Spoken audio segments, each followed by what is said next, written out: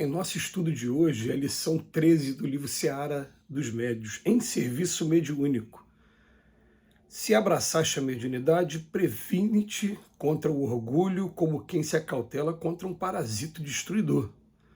Agente sutil assume formas diversas na constituição espiritual. A princípio tem o caráter avassalante de uma infestação como a sarna.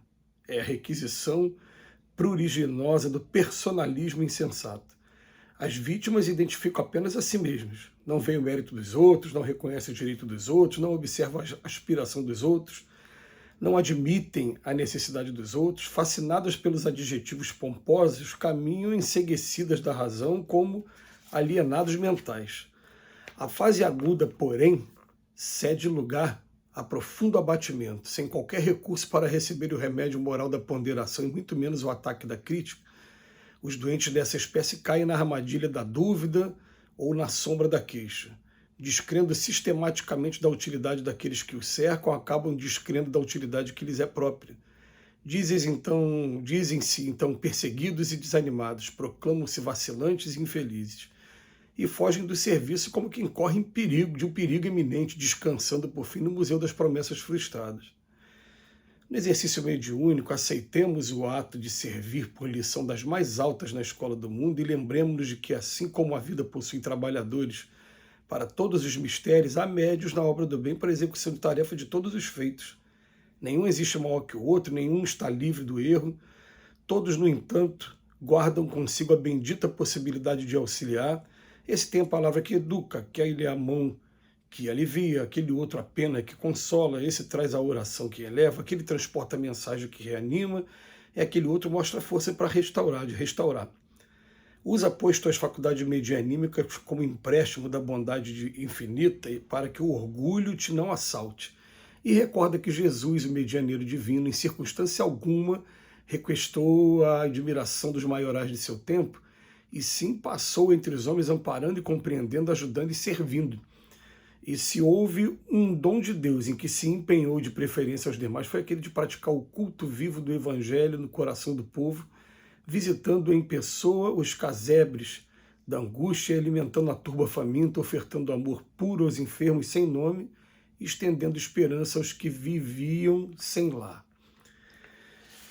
Não são poucas as mensagens que a gente vai encontrar na doutrina espírita e também trazida dos espíritos, nos chamando a atenção para esse grande vilão que se chama vaidade. É muito comum mesmo, orgulho, ele chama de parasito destruidor. E ele vem trazer para a gente aqui uma referência para que a gente possa estar começando a buscar profilaxia, e é interessante que hoje a gente tem aí no YouTube dezenas, centenas de vídeos falando assim, 10 sintomas de que você pode estar tendo um AVC em poucos dias, tendo um infarto em poucos dias, 10 sintomas de que teu fígado não está funcionando direito, e a gente fica vendo os sintomas para ver se a gente está caindo em alguma coisa. E hoje o Emmanuel faz isso com a gente com relação à utilização da mediunidade. Ele fala, a princípio tem um caráter avassalante de uma infestação, igual a sarna. E o que acontece? É a requisição do personalismo insensato.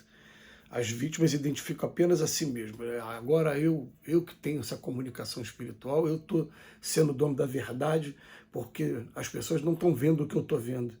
Eu estou recebendo mensagens diretamente de um determinado espírito, e a grande maioria das vezes tratando esse espírito como se fosse uma coisa muito especial e esquecendo de que todos nós aqui, encarnados e desencarnados, estamos numa luta aqui nesse planeta de expiações e provas. Quem está desencarnado, ele acaba aparecendo para a gente como um ser angélico, ou como dizem por aí, né? Fulano recebe santo, né? Santo. A santo são aquelas pessoas que estão procurando fazer a coisa correta, tem esse nome. Mas ele vem falar para a gente, as vítimas identificam nesse momento apenas a si mesmas, e acaba não ver o mérito dos outros, porque ela tem uma experiência diferenciada dos outros. Então ela acaba olhando, não olha para os outros, não observa a aspiração dos outros, necessidade dos outros, nada disso.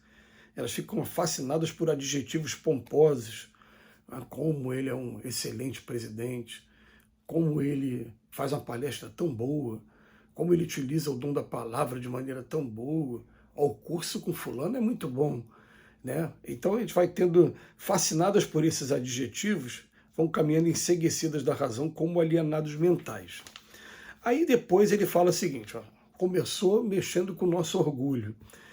Agora vem, a fase aguda, porém, cede lugar a um profundo abatimento, né? Porque eles não têm mais recurso para receber o remédio moral da ponderação, porque se isolaram de todo mundo, entraram no quadro que a gente chama de fascinação.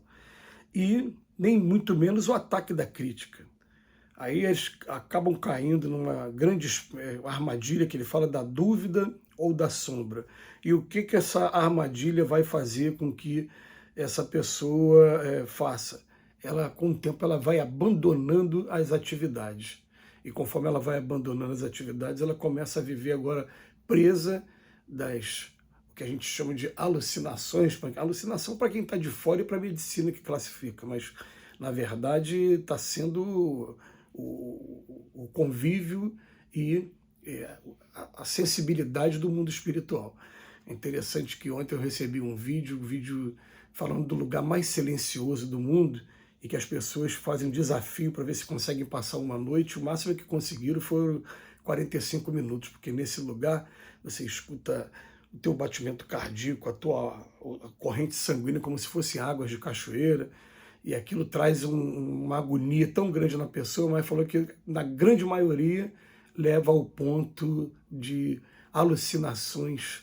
Eu falo, alucinação, é porque ela no silêncio profundo ela consegue perceber os espíritos amigos dela e acaba não conseguindo, não tem o costume de fazer isso na vida normal, né?